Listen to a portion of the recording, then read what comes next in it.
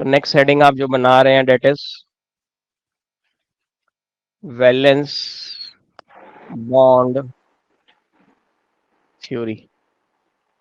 Coordination compounds के sorry Werner theory के drawbacks का पहला पॉइंट पूछना है स्टूडेंट। पहला पॉइंट है why only certain elements have tendency to form complexes. Explanation मैंने दिया कि भाई आपने देखा स्क्वायर ब्रैकेट में सेंट्रल मेटल के नाम पे हर बार ट्रांजिशन मेटल ही क्यों आ रहा। मेटल्स तो और भी हैं, alkali metal, alkaline earth metals, P block में भी हैं आपके एल्युमिनियम, लेड, टिन नाम के metals. Valence bond okay sir. Theory मैंने बोला था कि हमने हाइब्रिडाइजेशन पढ़ा हुआ है। तो एक स्टूडेंट मेरे कान में आके कल चुपके से कह रहे बैच के बाद, सर हाइब्रिडाइजेशन नहीं पढ़ा हुआ है।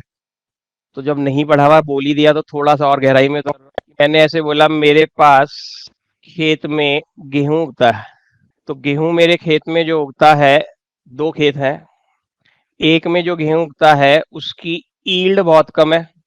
ईल्ड समझते हैं, 100 बीघे का खेत ये है, 100 बीघे का खेत ये है। इसमें 100 बीघे के खेत में मैं वीट की जो ब्रीड उगाता हूँ, 100 बीघे में, ऐसे मुझे नहीं पता डाटा वाटा ऐसे बोल रहा हूँ, मान लो 500 टन गेहूं आता है। और दूसरी वाली ब्रीड जो मैं 100 बीघे में उगाता हूँ उसमें 250 टन प्रोडक्शन आती है। तो मैं कौन सा उगाऊं दोनों में। अभी पूरी बात तो सुनी नहीं थी आपने। ये वाला जो 250 वाला है ये बिकता है 50 रुपए किलो, और ये 500 वाला बिकता 10 रुपए किलो। अब कौन सा उगाऊं? खैर, तो रेट में कोई खास बड़ा फर्क है नहीं, है तो लेकिन ज्यादा फर्क नहीं है। तो फिर तो किसान यही वाला उगा रहा होगा, इससे ज्यादा प्रॉफिट होने वाला हो। तो वो वाली जो ब्रीड है लेकिन उसका टेस्ट बहुत बढ़िया है। ये वाली जो ब्रीड है इसका टेस्ट तो बढ़िया नहीं है लेकिन बम्पर प्रोडक्शन है। समझ आया। तो क्या नई किसान, नई साइंटिस्ट, नई आम आदमी चाह रहा होगा कि प्रोडक्शन तो इधर वाली आ जाए और टेस्ट उधर वाला आ जाए। तो साइंटिस्ट ने रिसर्च करके एक नई ब्रीड बनाई। तो उनके डीएनए वैनए जो भी होता होगा उससे खेल खाल के, वहाँ कुछ नैनीताल के पास है इंस्टीट्यूट इस काम का, तो उसने ब्रीड करके एक नई ब्रीड बनाई।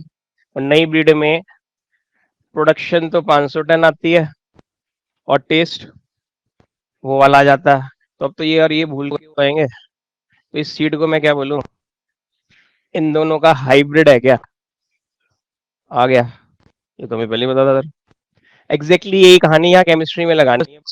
वहां बातें ऑर्बिटल्स में गेहूं गेहूं तो आसानी से समझ में आ रहा था कि कुछ नहीं है, पेपर में नहीं आएगा इसलिए जल्दी समझ आता था। जैसे बोलो पेपर में आएगा गेहूं, समझ में आना ही भी बंद हो जाएगा।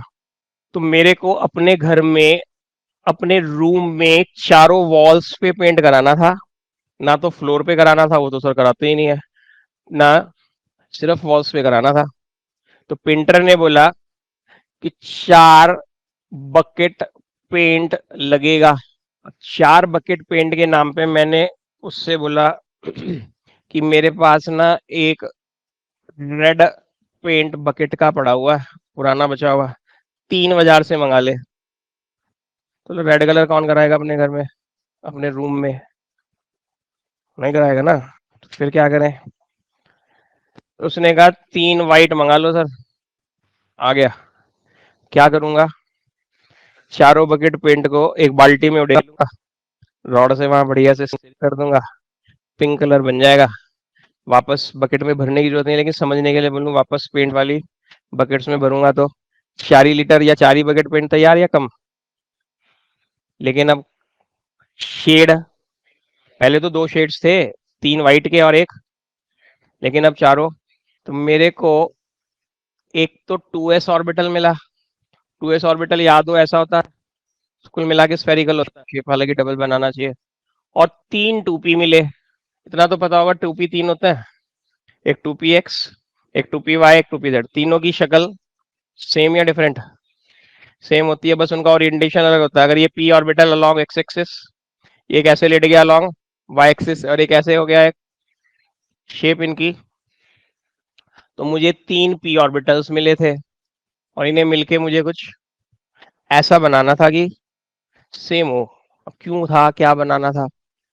मीथेन में 4 बॉन्ड्स होते हैं।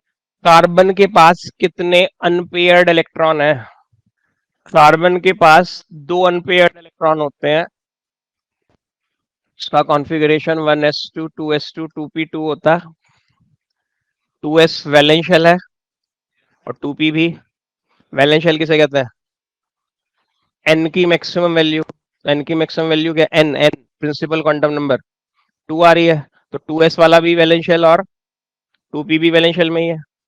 2p2 ऐसा होगा तो कितने अनपेयर्ड?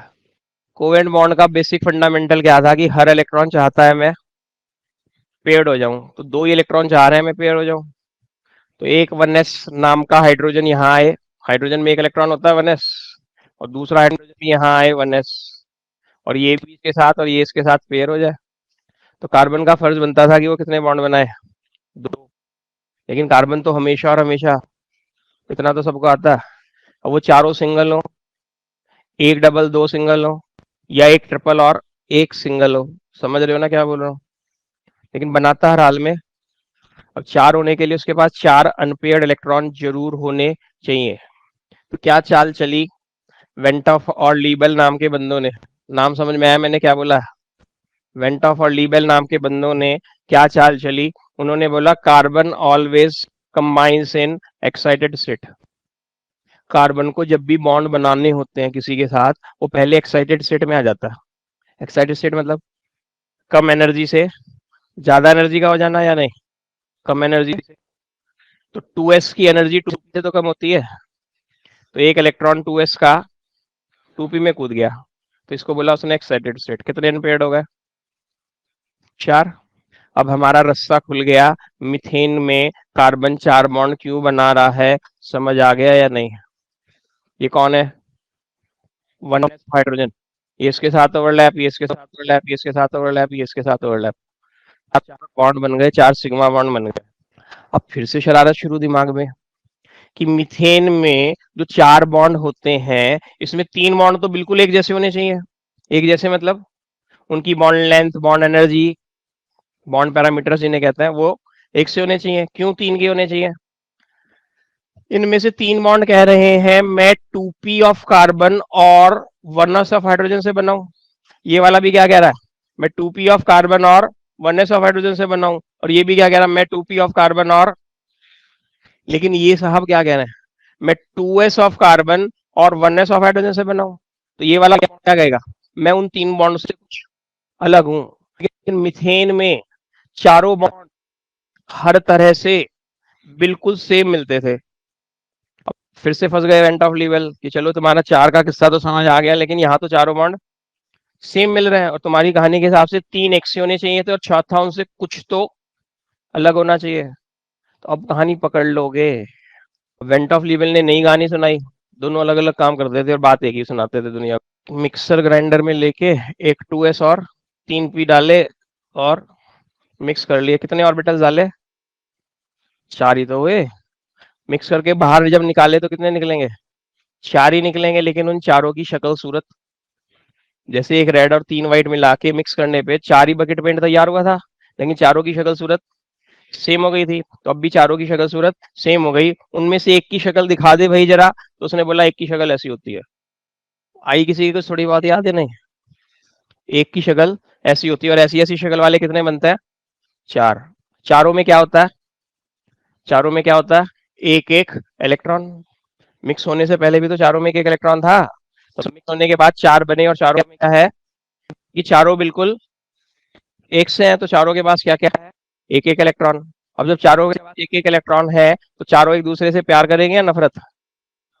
नफरत, क्योंकि इलेक्ट्रॉन्स तो एक दूसरे को रिपेल करते हैं। लेकिन न्यूक्लियस से तो बंधे रहना है, कार्बन के अंदर ही तो चल रहा है सब कुछ। न्यूक्लियस से तो अट्रैक्टेड रहना है कार्बन के। तो चारों ने क्या तय किया, क्या फैसला किया कि हम बंधे तो रहेंगे, लेकिन एक दूसरे से कितने एंगल पे रहेंगे? ये इलेक्ट्रॉन है, एरो है, हम एक दूसरे से 128 पे रहेंगे। हमने पूछा तुम्हारा कुछ नाम वाम रख दे, तो बोला मैं गैस और 3p की मिक्सिंग से बना हूं, इसलिए मेरा नाम sp3 लिख दो। अब बताओ, अब भी नहीं आया क्या? अब ये चारों कैसे हो गए? एक साथ हो गए। अब हाइड्रोजन का 1s आया घूमने के लिए, इससे क्या कहता है? मैं तुम्हारे पास ओवरलैप हो रहा हूँ। एक इस पे पास आके कह रहा है मैं तुम पे ओवरलैप हो रहा हूँ, एक यहाँ के कह रहा है, और एक यहाँ के कह रहा। तो चारों बॉन्ड से पूछा जाके एक बार फिर से माइक लेके, भाई तुम कैसे कैसे बने हो, ये क्या कहेगा? मैं sp3 ऑफ कार्बन और 1s ऑफ हाइड्रोजन से बना हूं। ये वाला भी क्या कहेगा? मैं sp3 ऑफ कार्बन और ये वाला भी और ये वाला भी। तो मजबूरन क्या कहना पड़ेगा आपको कि मीथेन के चारों बॉन्ड तो बिल्कुल एक से हैं। आ गया याद? अब ये फर्क क्या होने वाला थोड़ी देर में। अभी मैंने जो एग्जांपल दिया वो दिया ऑर्गेनिक कंपाउंड का, मीथेन का। अब जो मुझे करना है, डिस्कस करना है, वो कोऑर्डिनेशन कंपाउंड। तो सी की जगह तो किसके आ जाएंगे? ये एस और पी किसके थे? कार्बन के ना। तो इस बार हाइब्रिडाइजेशन में एस और पी या कोई और जो भी आने होंगे वो किसके आ जाएंगे? सेंट्रल मेटल के, क्रोमियम, कोबाल्ट। और ये 1s वाले जो आए थे, ये किसके आए थे? ये किसके आएंगे? लाइगेंड्स के। आया पकड़ा। दूसरा फर्क, अब जब इतनी बात हो ही गई, एक होता था कोवेलेंट बॉन्ड, एक होता था आयनिक बॉन्ड, एक होता था कोऑर्डिनेट बॉन्ड। याद आ गया? कोऑर्डिनेट बॉन्ड में क्या होता था? बहुत ही दयावान आदमी होता था जो अपने 2 इलेक्ट्रॉन दूसरे भिखारी को देता नहीं था, उसके साथ शेयर करता था। कहता था ये 2 इलेक्ट्रॉन मेरे भी रहेंगे और तेरे भी रहेंगे। कोवेलेंट बॉन्ड में क्या होता था? नॉर्मल में 1 इलेक्ट्रॉन मेरा, 1 इलेक्ट्रॉन तेरा। तो ये पेन था 2 रुपए का, 1 रुपया मैंने खर्चा, 1 रुपया वर्मा जी ने खर्चा, दोनों ने 2 रुपये मिला के पेन खरीदा। और लिखने की बारी आई तो जितना टाइम मैं लिखता हूँ उतना टाइम वर्मा जी लिखता है। ये हो गया कोवेलेंट बॉन्ड। दूसरा किस्सा, मेरी जेब में 2 रुपए हैं, वर्मा जी की जेब में कुछ भी नहीं है। पेन वर्मा जी को भी चाहिए, पेन मुझे भी चाहिए। तो मैंने 2 रुपए का पेन खरीदा, वर्मा जी से बोला आधा टाइम तुम लिखना, आधा टाइम मैं लिखना, आधा टाइम तुम लिखना, आधा टाइम मैं लिखना, यानी हम शेयरिंग कर रहे हैं। लेकिन इस शेयरिंग में कंट्रीब्यूशन सिर्फ मेरा है। तो जो बॉन्ड में शेयरिंग हो लेकिन कंट्रीब्यूशन एक ही का हो, उसका नाम कोवेलेंट बॉन्ड, उसका नाम कोऑर्डिनेट बॉन्ड। तो हम तो बार बार बोल रहे हैं, जबकि हमारी एनसीईआरटी के चैप्टर में कहीं नहीं लिखा। चैप्टर का नाम कोऑर्डिनेशन कंपाउंड, और मैंने बोला लीगेंड और मेटल के बीच में कोऑर्डिनेट बॉन्ड होता है। यानी लीगेंड ने लोन पेयर सेंट्रल मेटल के साथ शेयर करा होता है, तो कोऑर्डिनेट बॉन्ड हो गया। लेकिन पूरे चैप्टर में कोऑर्डिनेट बॉन्ड वर्ड यूज नहीं करा एनसीईआरटी को, बहुत केयरफुल रहते हुए। अगर कहीं बोलना पड़ा तो या सिंपल बॉन्ड या फिर बोला लिगेट्स। मेटल लीगेंड के साथ बॉन्ड कर रहा तो बोला मेटल लिगेट्स विद लीगेंड। ठीक है? तो सचमुच में तो कोऑर्डिनेशन कंपाउंड कह रहे हैं, तो कोऑर्डिनेट बॉन्ड का कुछ तो रोल होना चाहिए। तो रोल समझ आ गया क्या? कि खाली वैकेंट हाइब्रिडाइज्ड ऑर्बिटल, यहां तो हाइब्रिडाइज्ड ऑर्बिटल में एक एक इलेक्ट्रॉन था, येलो वाला था या नहीं? इस बार क्या होगा? सेंट्रल मेटल के हाइब्रिडाइज्ड ऑर्बिटल तो होंगे, लेकिन कैसे? खाली, वैकेंट। और लीगेंड के पास ऑर्बिटल होगा, यहाँ पे लीगेंड जैसा एच मान लो, एच के पास एक था, कार्बन के पास एक था, दोनों ने क्या करा? शेयरिंग करके कोवेलेंट बॉन्ड बना लिया। इस बार क्या होगा? ऐसा सीन होगा, मान लो ये तो मेटल का 4 खाली, बोल दो ना 4 खाली, क्या हाइब्रिडाइज ऑर्बिटल है। लीगेंड साहब आए, ये लीगेंड साहब है और उनके पास क्या है? एक इलेक्ट्रॉन नहीं, 2। वो दोनों इसके अंदर गिफ्ट में दे देता है। आया? तो बस हल्का सा फर्क उसमें और उसमें क्या, कि वहां सेंट्रल एटम और सराउंडिंग एटम के एक एक इलेक्ट्रॉन मिल शेयरिंग करते हैं। यहाँ सेंट्रल मेटल अपने वैकेंट हाइब्रिडाइज ऑर्बिटल लेके खड़ा हो जाता है और लीगेंड आके उसमें 2-2 इलेक्ट्रॉन दान में डालता जाता है, कहता है लेकिन ये मेरा भी है और तुम्हारा भी। यानी शेयरिंग है, ट्रांसफेरेंस ऑफ इलेक्ट्रॉन नहीं है। अगर ट्रांसफेरेंस हो जाता फिर तो आयनिक आयनिक आयनिक, उसके ऊपर क्या चार्ज आता? प्लस, और इस पे क्या चार्ज आता? माइनस। तो मेटल और लीगेंड के बीच में चार्ज नहीं है। जो स्क्वायर ब्रैकेट में चार्ज लगाते थे वो तो अलग बात थी, कि मेटल का नेट चार्ज और लीगेंड्स के मिला के जो नेट चार्ज बचते थे वो वाला चार्ज था वो। हाँ या नहीं? मेरे पास एक पेंसिल बॉक्स है, उसके ऊपर +3 चार्ज है। ठीक, उसमें मैंने 3 न्यूट्रल इरेजर डाल दिए, बंद कर दिया उसको डाल के। कितना चार्ज अब? +3 रहेगा। और उसमें मैंने 2 -1 वाली पेंसिल डाल दी, अब क्या चार्ज? तो अब समझ आ गया है, पेंसिल बॉक्स मतलब स्क्वायर ब्रैकेट, मेटल लाइन, उसमें क्या डाल दिए? लिगेंड्स, कुछ न्यूट्रल डाल दिए, कुछ चार्ज डाल दिए। तो उन सबको मिला के जो नेट चार्ज बन रहा है वो वाला चार्ज है वहाँ स्क्वायर ब्रैकेट के बाहर जो है। चले, तो अब वीबीटी थ्योरी में आप बहुत रेयर है कि वो कहे explain valence bond theory in coordination compound. सीधा क्वेश्चन आता है, कॉम्प्लेक्स छपा हुआ आता है, बहुत बढ़िया सी ट्रिक्स दूंगा, दो तीन सारे क्वेश्चन हिल जाएंगे बड़े आराम से कि इस कॉम्प्लेक्स में हाइब्रिडाइजेशन स्टेट बता दो क्या है। ज्यादातर क्वेश्चन ये है वीबीटी में से। हद हो जाए तो क्या पूछ लेता है, उसके मैग्नेटिक बिहेवियर पे भी कमेंट कर दो। तो अभी सर कह रहे थे मैग्नेटिक बिहेवियर मैंने 11th में पढ़ा हुआ नहीं है, तो लिख लो पेज के टॉप वॉप पे कहीं पे लिख लो, अगले पेज पे लिख लो paramagnetic substance, PARA, paramagnetic substance. तो सही मायने में मुझे यहाँ बोल देना चाहिए पैरामेट्रिक मैग्नेटिक कॉम्प्लेक्स। तो मैं इसलिए बोल रहा हूँ क्योंकि मेरी ऑर्गेनिक में डी ब्लॉक में सब जगह काम कर जाएगा, बस पैरामैग्नेटिक सब्सटेंस, सब्सटेंस की जगह सब्सटेंस जैसा भी वो लिख लेना, फंडा यही लगेगा हर जगह। डैश लगा के substance having at least, substance having at least one unpaired electron. Then जिस स्पीसीज में एक भी अनपेयर्ड इलेक्ट्रॉन दिख जाए वो पैरामैग्नेटिक। दूसरा वर्ड डायमैग्नेटिक सब्सटेंस, डायमैग्नेटिक, हाँ जी। नहीं, कलर से इसका सचमुच में कोई मतलब नहीं है, कलर एक अलग प्रॉपर्टी है, वो ऑप्टिकल प्रॉपर्टी है। डायमैग्नेटिक सब्सटेंस स्पीसीज हैविंग या species in which all the electrons are paired, species in which all the pair का मतलब दो और डाई का मतलब भी, तो कंफ्यूजन का कोई चांस बचता ही नहीं। सर मैं पैरा में डाई लिखा है, डाई में पैरा लिखा है। डाई वो होगा जिसमें दो होंगे यानी पेयर्ड होंगे, तो इसका मतलब पैरा वो होगा जिसमें, जो असली डेफिनेशन है जो मैंने नहीं बोली, जो आपको लिखने की जरूरत भी नहीं है वहां, कुछ सब्सटेंस मैग्नेट से अट्रैक्ट होते हैं, कुछ सब्सटेंस मैग्नेट से रिपेल होते हैं। तो जो अट्रैक्ट होते हैं उन्हें कह रहे हैं पैरामैग्नेटिक, और जो रिपेल होते हैं उन्हें कह रहे हैं डायमैग्नेटिक। क्लियर? तो उसने तो जड़ पे चोट कर दिया कि भाई जो अट्रैक्ट होते हैं वो क्यों होते हैं, क्योंकि उसमें अनपेयर्ड इलेक्ट्रॉन होते हैं, और जो रिपेल होता है वो क्यों होता है, क्योंकि उसमें पेयर्ड होते हैं। अब एक लाइन और जगह बची हो तो वहां लिख लो greater is the number of unpaired electrons, greater is the number of unpaired electrons, greater is the paramagnetism, greater is the paramagnetism. कहने का मतलब एक कॉम्प्लेक्स में, एक कंपाउंड में 3 अनपेयर्ड इलेक्ट्रॉन है, दूसरे किसी कंपाउंड में 5 अनपेयर्ड इलेक्ट्रॉन है, तो कौन ज्यादा पैरामैग्नेटिक, दोनों पैरामैग्नेटिक पहली बात, क्योंकि इसमें भी अनपेयर्ड है और किसमें ज्यादा अनपेयर्ड है, 5 वाले, तो 5 वाला इज, तो क्वेश्चंस आएंगे वो ऐसे दो कॉम्प्लेक्स आप देगा, बस कहेगा इनमें से कौन ज्यादा पैरामैग्नेटिक है और क्यों, तो आप ढूंढ ढांड के पता लगाओगे सर इसमें कम अनपेयर्ड है और इसमें, और एक मार्क्स में आ गया राम श्याम से ज्यादा पैरामैग्नेटिक क्यों है। हमने राम का नाम भी आज ही सुना और श्याम का नाम भी आज ही सुना, क्वेश्चन क्या, राम श्याम से ज्यादा पैरामैग्नेटिक क्यों है, क्योंकि राम में श्याम से ज्यादा अनपेयर्ड इलेक्ट्रॉन है। बीच में बोर्ड के 3-4 साल गुजरे ऐसे, हर साल एक क्वेश्चन आ गया, ये वाला सब्सटेंस बताओ डायमैग्नेटिक क्यों है, या ये वाला सब्सटेंस बताओ पैरामैग्नेटिक क्यों है। तो अब नंबर 2 सिखा दिया, समझ गए। उसने बोला बताओ ये सब्सटेंस डायमैग्नेटिक क्यों है, सब्सटेंस के में दिमाग लगाने की जरूरत नहीं, कौन है कहाँ है कुछ ढूंढने की जरूरत नहीं है, क्योंकि इसमें सारे इलेक्ट्रॉन पेयर्ड है इसलिए ये।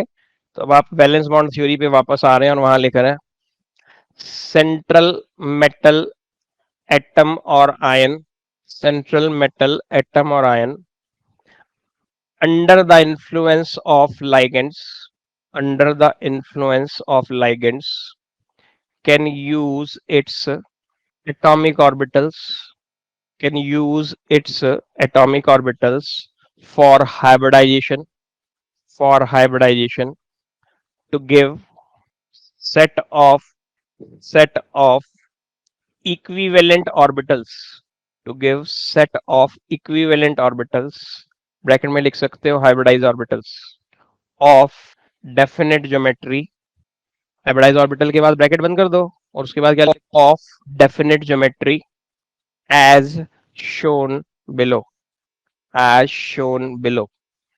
ने इक्विवेलेंट क्यों कहा आप तो समझ गए, एक एस और 3 पी मिक्स होने से 4 sp3 बने थे, चारों sp3 एक से थे क्या, तो उसको उसने बोल दिया इक्विवेलेंट। हालांकि वो लिख सकता था आइडेंटिकल, तो हो सकता है किसी बुक में लिखा हुआ मिले आइडेंटिकल, किसी बुक में लिखा मिले इक्विवेलेंट, किसी बुक में लिखा मिले सेम, किसी बुक में लिखा मिले सिमिलर। सचमुच में कैसे सेम ही ना, हर तरह से बिल्कुल मिक्स होके सेम हो गए हैं, तो वो सिर्फ लैंग्वेज का जरा सा फर्क और कुछ नहीं। एज शोन बिलो में आप ये वाला टेबल बना ले तो फायदे में रहने वाले हैं, और ये यहीं की यहीं याद हो जाएगा अगर थोड़ी सी भी कॉमन सेंस है तो। कॉम्प्लेक्स का कोऑर्डिनेशन नंबर अगर 4 है तो उसकी ज्योमेट्री, जल्दी बोलो सर, पढ़ चुके हो। टेट्राहेड्रल हो सकती है, स्क्वायर प्लेनर भी हो सकती है, हाँ या नहीं। 5 है तो ट्राइगोनल, बाय पिरामिडल याद आ गया। इसी लेसन में भी किया था जब एक साहब को PCl5 याद आया था, सर इसमें तो 2 बॉन्ड बड़े होते हैं, याद आ गया या नहीं। इसी में हमने एक स्क्वायर पिरामिडल भी करा था 5 में, तो हम वहां खा गए, मिस कर गए, मतलब ये हमारे को नहीं करना है, होगा वो भी लेकिन हमारे कोर्स में नहीं। कोऑर्डिनेशन नंबर 6 में, तो ये आप गलत कर दिए सर, ऑक्सा 6 में तो सिर्फ एक ही बढ़ाई थी आपने ऑक्टाहेड्रल, एक ही तो बढ़ाई थी 6 में, या 2 बढ़ाई थी। 4 में भी 2 थी, 5 वाले में भी 2 थी, लेकिन 6 वाले में एक ही थी, तो मैं कब कह रहा हूँ 2 है। सर लिख तो आप 2 बार रहे हो।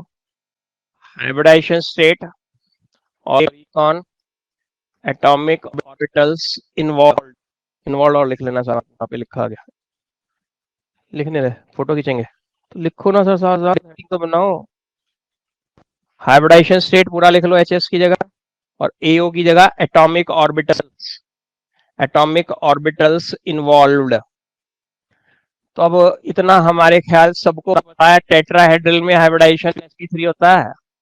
अभी तो डिस्कस किया मीथेन, मीथेन में कैसी शेप, शेप शेप, और हाइब्रिडाइजेशन कौन सा। अब स्क्वायर प्लेनर का हाइब्रिडाइजेशन शायद हमें नहीं याद हो, अगर 11th अच्छे से पढ़ी होगी किसी ने तो याद होगा, वरना नहीं। तो अब याद कर लेते हैं DSP2। ट्राइगोनल पिरामिडल में याद होगा, जिसे PCl5 याद है, PCl5 में हाइब्रिडाइजेशन क्या होता था, sp3d, वही आ गया। SF6 ऑक्टाहेड्रल होता था, उसमें क्या था, sp3d2, sp3d2, लेकिन मैंने यहाँ चाल चली इस वजह से मुझे 2 बार लिखना पड़ा। और जिन्हें याद नहीं हो रहा जी, हमारी तो बिल्कुल मामला गोल ही है, 11th का आप ही बोले जा रहे हो कि जी ये और वो।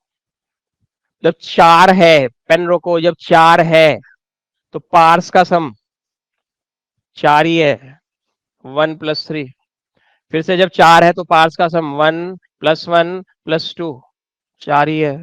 5 है तो पार्स का सम है, तो 6 तो किससे कर दिए, D2sp3, और एक बार डी बाद में लिख दिया, एक बार डी पहले लिख दिया, ये कर क्या रहे हैं, तो वही जरा सा बस ध्यान रखने की बात है और कुछ भी नहीं।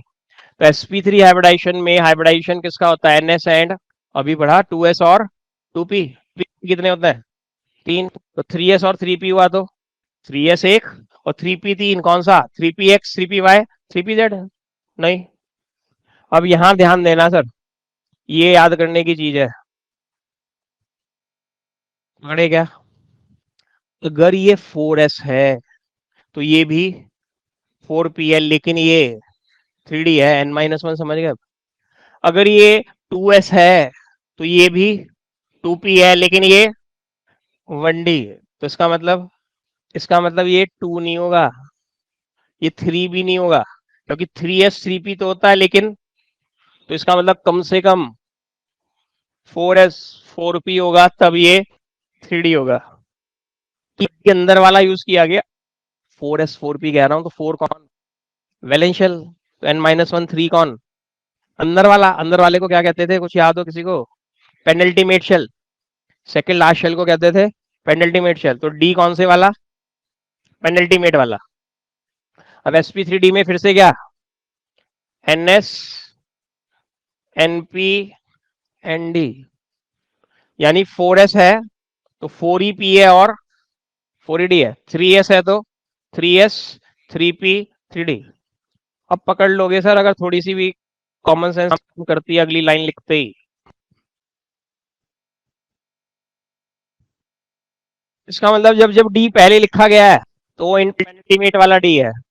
अब ये अंडरस्टूड है, पी कितने होते हैं, होते तो पी 3 ही है, px py लेकिन कितने पी यूज होंगे में से, क्यों, क्योंकि मुझे टोटल क्या रखना है पावर्स का, तो एक तो डी कितने होते हैं, डी कितने होते हैं, तो 5 में से डी की पावर 1 है ना, तो एक डी यूज किया होगा, एस की पावर 1 है तो एक एस, पी की पावर 2, तो पी होते तो 3 है लेकिन उनमें से आया। सर कौन से वाला, तो कोई सा कर लो, उसमें कोई सिरदर्द लगाने की जरूरत नहीं है, तीनों एक सही तो है। अब यहाँ एक एस, 3 पी, डी 5 होते हैं लेकिन कितने, एक, हो गया अब तो 2 डी, लेकिन कौन से वाले डी, पेनल्टीमेट वाले अंदर वाले। अब आ गया, फिर से आखिरी वाले में भी कितने डी, 2 डी, लेकिन कौन से वाले, बैलेंस वाले। आया कुछ कुछ। ये टेबल बहुत मुश्किल है, याद नहीं होगा। जो सेकंड और डी, ऊपर वाले में तो आपको इस चैप्टर में तो जरूरत नहीं आता, पहले वाले में जो था वो d x square minus y square था, और नीचे वाले में जो था वो डी जेड स्क्वायर था। 11वीं के नोट्स में लिखवाएगा, यहाँ पे उसकी जरूरत नहीं है। हाँ, ट्रायंगल बाइमोडल का क्या, मुझे वैलेंस बॉन्ड थ्योरी पढ़नी है कॉम्प्लेक्स कंपाउंड की, उसमें ये कोर्स में टेबल में बस है, आगे एक भी एग्जांपल पूरे चैप्टर में नहीं है।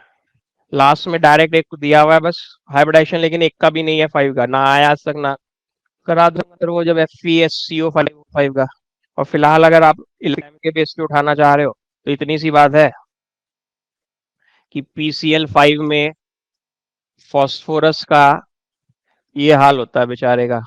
ये 3 कौन, 5 ऑर्बिटल्स हैं, पांचों का क्या नाम है, sp3d। वही तो पूछ रहे थे कौन सा डी मिक्स हुआ, 5 डी में से इसे बनाने में डी जेड मिक्स होता था। एस तो एक ही स्फेरिकल, जो 3 पी मिक्स हुए वो PX PY PZ dumbbell, D तो 5 थे, तो उनमें कौन से वाला, डी जेड स्क्वायर वाला। आ गया।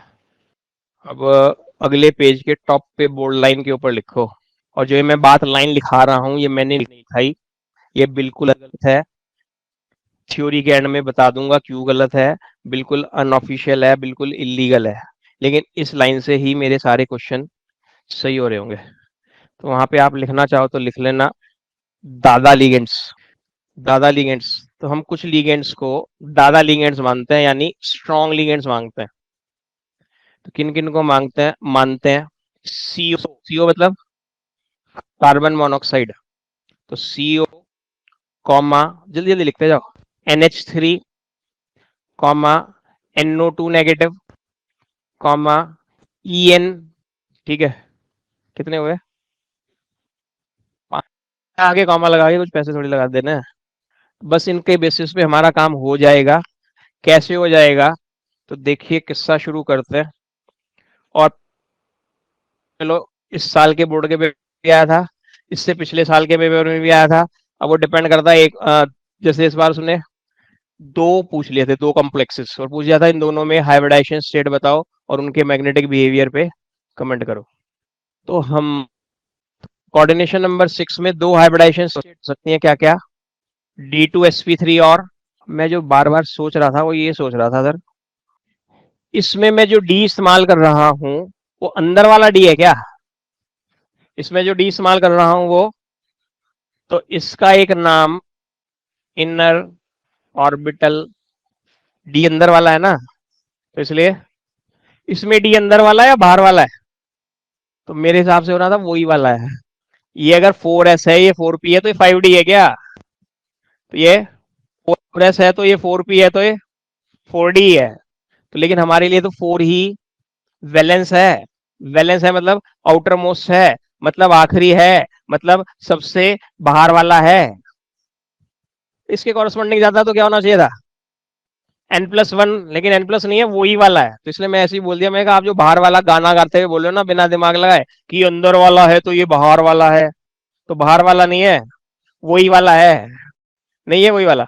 बाहर वाला तो जब होता है NS NP और वो N+1 होता, तो वही वाला है, लेकिन नाम इसका आउटर ऑर्बिटल कॉम्प्लेक्स है।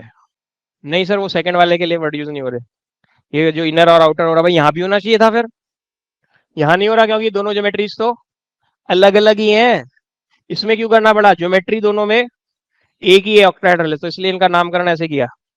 इस आउटर ऑर्बिटल कॉम्प्लेक्स को, इनर ऑर्बिटल कॉम्प्लेक्स को स्पिन पेयर्ड या लो स्पिन कॉम्प्लेक्स भी कहेंगे। क्यों आपको समझ आएगा, मैं फिलहाल नाम बोल बोल के इसलिए छोड़ रहा हूँ कि जब मैं बोलूंगा तो एकदम दिमाग लिंक बना ले जल्दी। बदल के पढ़ा रहा हूँ इस साल, देखो फायदे में है या नुकसान में है, देखेंगे वो तो। यहाँ पर इसके पैरेलल स्पिन फ्री और लो स्पिन की जगह हाई स्पिन कॉम्प्लेक्स। तो कह दूं पेनरो को D2sp3 वाले ऑक्टाहेड्रल कॉम्प्लेक्सेस के तीन नाम और क्या? Inner orbital complex, spin paired complex, लो स्पिन कॉम्प्लेक्स। और sp3dt वालों का outer orbital complex, spin free complex या हाई स्पिन कॉम्प्लेक्स। अगर इंग्लिश आती होगी तो एकदम समझ जाओगे हाँ ये क्यों कह रहे। इनर आउटर समझ में आई गया।